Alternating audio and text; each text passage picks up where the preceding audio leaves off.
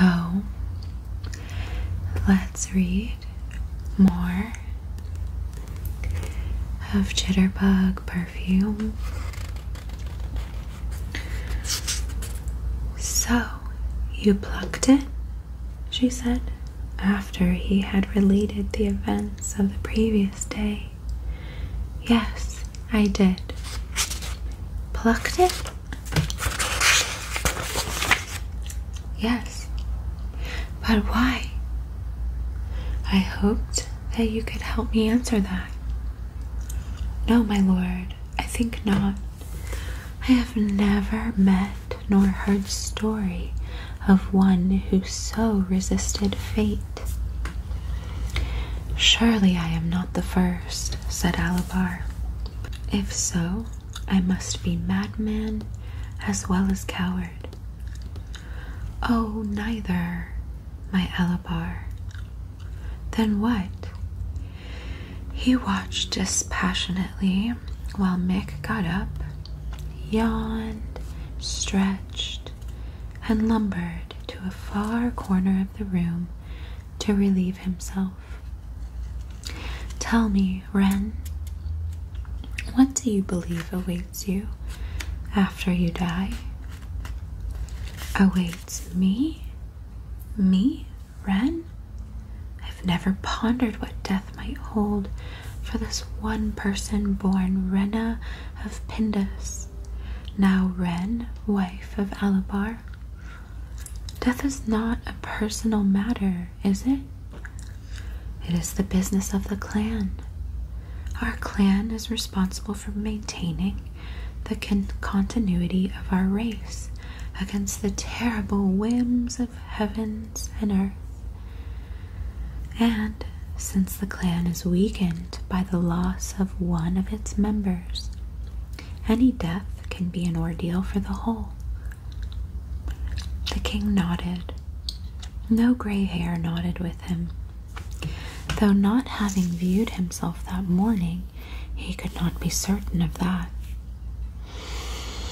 Which explains why our people hold such elaborate and energetic funerals. We entertain the immortals in order that they might be persuaded to help us recover the strength and unity stolen from us by death. However, and this occurred to me only last night as I lay abed undreaming, the clan usually succeeds in closing that breach death tore in its defenses. But what of the one who died? In some religions, they believe that he will pop up again in springtime, like a crocus. But never have I observed such a blooming. In the past, I have thought, I shall entrust myself to whoever is more powerful in the next world, the gods or the demons. Yet now, my own speedy demise, a rising possibility, I do not willingly submit to playing the part of prize in an otherworldly tug-of-war. Is this blasphemy, my lord? I think not. Those who crafted me, be they gods or demons, crafted this mind that shapes my resistance to their schemes. Surely they were wise enough, at the wheel where I was thrown, to anticipate future resistance in the heart they were a-building. Alabar looked at her hopefully. Can you not agree? Wren placed her own soft hand upon Mick's coat. At her touch, the huge hound seemed almost to purr. I can neither agree nor disagree. I came here this dawn a quarter asleep, expecting to have my furrow plowed, or to have you sow in my... only to have you sow in my mind such strange ideas. She gave her fingers to Mick so that he might affectionately wet them. Perhaps, said Alabar, I ought to turn to the necromancer for advice. No, no, Alabar, do not, please do not. Indeed, why? This is hard for me to express, my lord, but I shall try. The kings of your ancestors have been celebrated around many a bonfire, but celebrated for cunning and for brawn. Wisdom, true knowledge, has been the province of the necromancer alone. You have changed all that, and Noog does not like it. You must forgive what I am about to say, for it is fact. There are men inside these city walls, more powerfully built than you, Alabar, more adept with the spear, men who can run faster, hurl a stone farther, face an awesome enemy with an equal absence of trembling, and pacify a harem with as sturdy a shaft. But you, well, while I cannot imagine how you acquired it, you have a brain. Time and time again, you have demonstrated your unusual ability to see inside of men and to interpret the silent pleas they aim at the stars. In the past, many kings have ruled this people. You have governed them. Governed.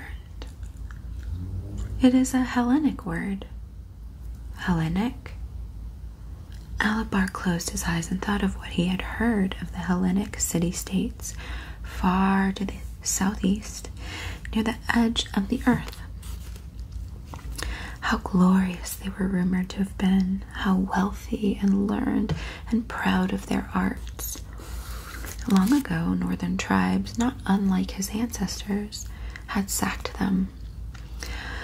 What good was righteous governing if rough people could come along at will and chop you up?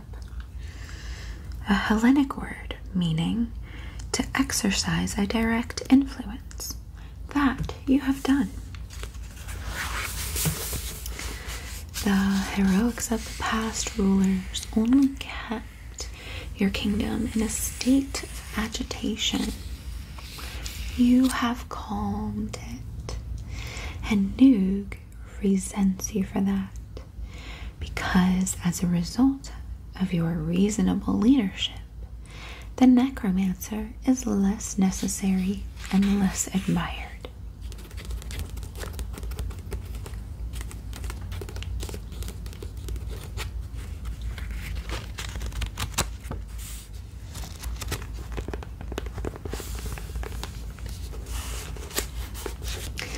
I am not surprised.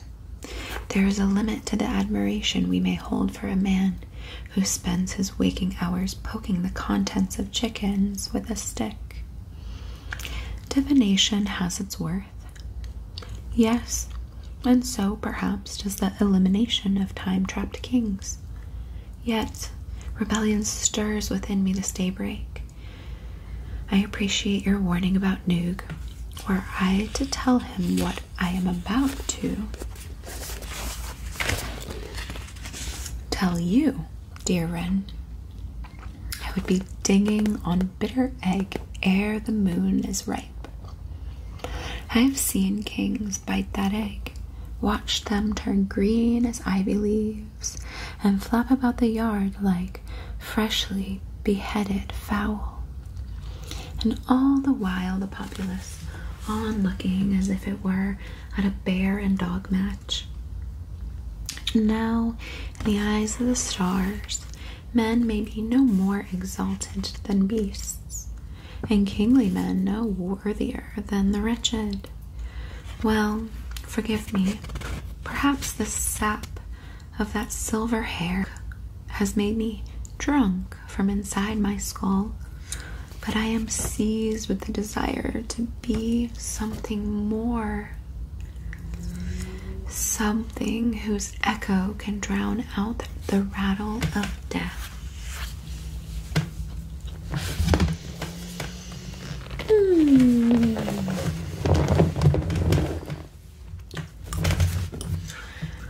So, As Wren blinked her bituminous lashes at his queer behavior, Alabar stood, disrobed, and turned slowly around and around before her. Save for the occasional phosphorus mark where some blade had stung him, his body was smooth and tan, braided with muscle, supple, quick. Neither as massive nor as hairy as many warriors who had marched behind him. His chestnut mane was chopped an inch below the ears. His beard was shaggy and full. Less prominent than her own southern model, his nose was banded at the bridge with a ribbon of scar tissue. His eyes, bright as torches in an ice cave, were so blue they seemed on certain days to bleed into the sky. Alabar's mouth, what could be glimpsed of it through the whiskers, was thinner than the meaty mouths of his fellows, and at the same time less crude. It reminded Wren of her late father's mouth, and she admired it most of all. On several occasions in his company, she had come within a pucker of discovering kissing. When he had completed his exhibition, he planted a palm against each of his jowls and said in a voice both defiant and shaky, "This man before you is part of the community, the race, and the species. Yet it is somehow separate from them. That notion shocks you, I can see, but Wren, I cannot tolerate the passive obliteration of all that I am to myself. My deeds have not been so small that they will never be recalled around the fires, yet that fails to satisfy my longing. My life is not merely a public phenomenon, it is a solitary adventure as well." He slapped his thighs. "It is with difficulty that I imagine this familiar body gone cold. These limbs, this trunk, this heart, the drums, they urge me, against all my training, to prevail over submission to the collective destiny."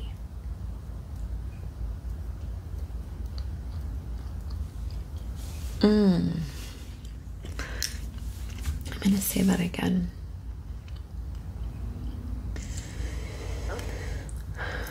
These limbs, this trunk, the heart that drums, they urge me, against all my training, to prevail over submission to the collective destiny.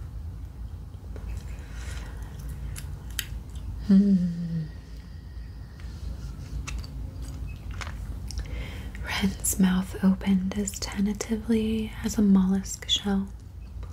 "Vanity?" she asked. A wife, even in shock, she made certain that it was less an accusation than a query. "Vanity? Vanity? I am unsure. It feels very different from vanity. If I be but vain, then the demons will kick my ghost from pit to pit. In my defense, I can say only this. I have fought for my people and would fight for them again. Let them name the foe. But I am not ready to have them place the crown on another's noggin, though his be as yellow as sulfur and mine whiter than any winter's drift." For a long while, Wren sat quietly, poised as if she were a blood drop on the point of a dagger. Then she said, "You seem to value my opinion, my lord. This, then, I say to you, it would be painful for me to pass you the poison. I would ache should I find your body still and icy, even though it meant that our clan might easier endure. Your words puzzle me to no end, but I trust you as I have trusted no other, save my father. If survival through deception be your wish, then I shall endeavor to support the deceit. Most assuredly, I shall refrain from any mention of it. It is no major deceit. Unless my parents lied, I have lived through but 37 feasts of feasts. I remain young and able, no matter what that treacherous hair did shout. Again he slapped his thighs. Then, all at once, the bluster drained out of him. Ah, but Wren, you may not have long to guard our secret. I have observed the habits of hares, and before many mornings there will arrive another as colorless as the last, and another, like doves at a roost. Every single day I would have to regard my head in the looking glass, yet I cannot retrieve the glass from the concubines without raising suspicion. You are more than loyal, but there's little use. He slumped down on the fur beside her. I will be your mirror, said Wren. He understood, and in gratitude embraced her until at length he felt his humor return. A slow smile bent back his foliage. I have a mind to lay you down and split you like a rack of mutton. What would you say to that? You know very well what I would say. I would say those half-formed, half-crazed words the she-panther speaks when in the delirium of her seasonal heat she is mounted by her mate. Alubar moved to shut the window against the beginning buzz and bustle of the city day. Then he thought better of it and left it wide. It would be to his advantage, he reasoned, should the populace overhear the she-panther yowls emanating from his chamber.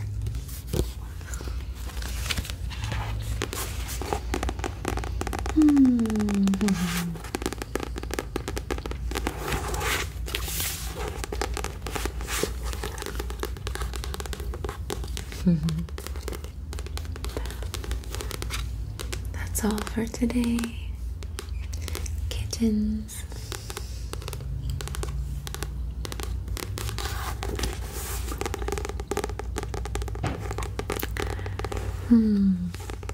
I hope you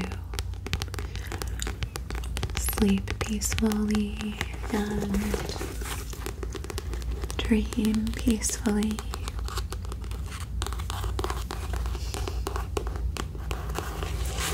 And that you don't let a single stress or worry or anxiety bother you tonight. And that if any of those kinds of things come to bother you, that you would shoo them away.